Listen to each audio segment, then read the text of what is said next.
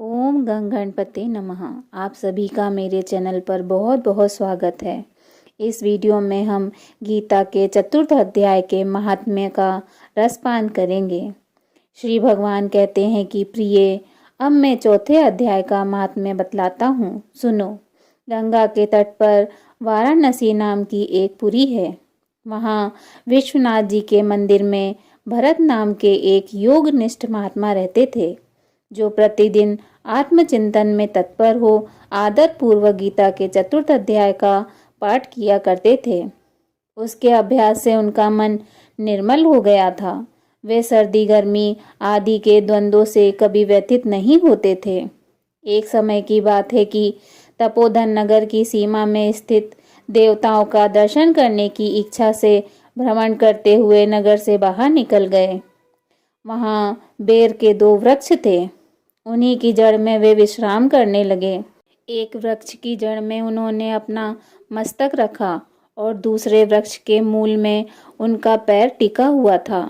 थोड़ी देर बाद जब वे तपस्वी चले गए, तब बेर के दोनों वृक्ष 5-6 दिनों के भीतर ही सूख गए।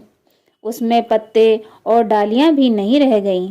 तत्पश्चात वे दोनों वृक्ष कहीं ब्राह्मण के पवित्र गृह में 2 कन्याओं के रूप में उत्पन्न हुए। वे दोनों कन्याएं जब बढ़कर 7 वर्ष की हो गईं, तब एक दिन उन्होंने दूर देश से घूमकर आते हुए भरत मुनि को देखा। उन्हें देखते ही वे दोनों उनके चरणों में पड़ गईं और मीठी वाणी में बोली, मुनि, आपकी ही कृपा से हम दोनों का उद्धार हुआ है। हमने बेर की योनि त्याग कर मानव शरीर प्राप्त किया है। उनके इस प्रकार कहने पर मुनि को बड़ा विस्मय हुआ।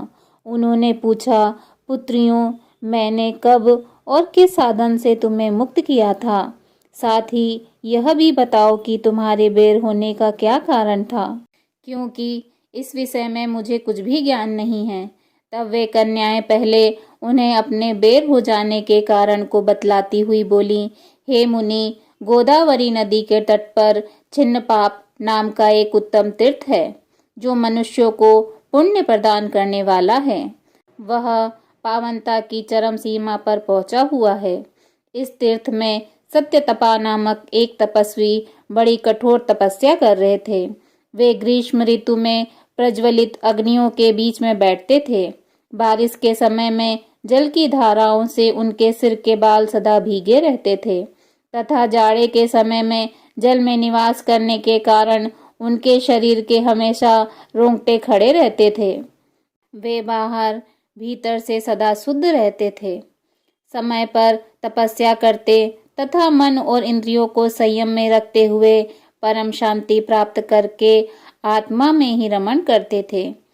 वे अपनी विद्वता के द्वारा जैसा व्याख्यान करते थे, उसे सुनने के लिए साक्षात ब्रह्मा जी प्रतिदिन उनके पास उपस्थित होते और प्रश्न करते थे। ब्रह्मा जी के साथ उनका संकोच नहीं रह गया था, अतः उनके आने पर भी वे सदा तपस्या में मगन रहते थे। परमात्मा के ध्यान में निरंतर संलग्न रहने के कारण उनकी तपस्या सदा बढ़ती रहती थी। सत्यतपा को जीवन मुक्त के समान मानकर इंद्र को अपने समृद्धशाली पद के संबंध में कुछ भय हुआ। तब उन्होंने उनकी तपस्या में सैकड़ों विघ्न डालने आरंभ किए। अप्सराओं के समुदाय से हम दोनों को बुलाकर इंद्र ने इस प्रकार आदेश दिया, तुम दोनों उस तपस्वी की तपस्या में विघ्न डालो, जो मुझे इंद्र पद से हटाकर स्वयं स्वर्ग का राज्य भोगना चाहता है।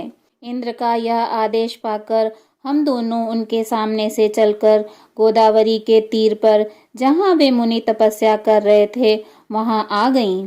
वहाँ मंद और गंभीर स्वर से बजते हुए मृदंग तथा मधुर वेणुनाद के साथ हम दोनों ने अन्य अप्सराओं सहित मधुर स्वर में गाना आरंभ किया।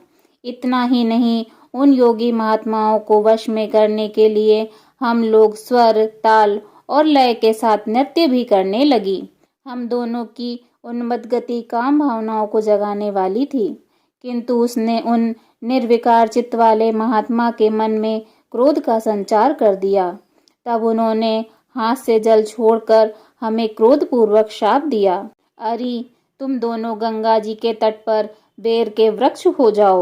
यह सुनकर हम लोगों ने बड़ी विनय के साथ कहा, हे महात्मन, हम दोनों पराधीन थी, अतः हमारे द्वारा जो दुष्कर्म हो गया है उसे आप क्षमा करें।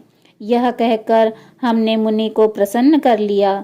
तब उन पवित्र चित्त वाले मुनि ने हमारे शाप उद्धार की अवधि निश्चित करते हुए कहा, भरत मुनि के आने तक ही तुम पर यह श्राप लागू होगा।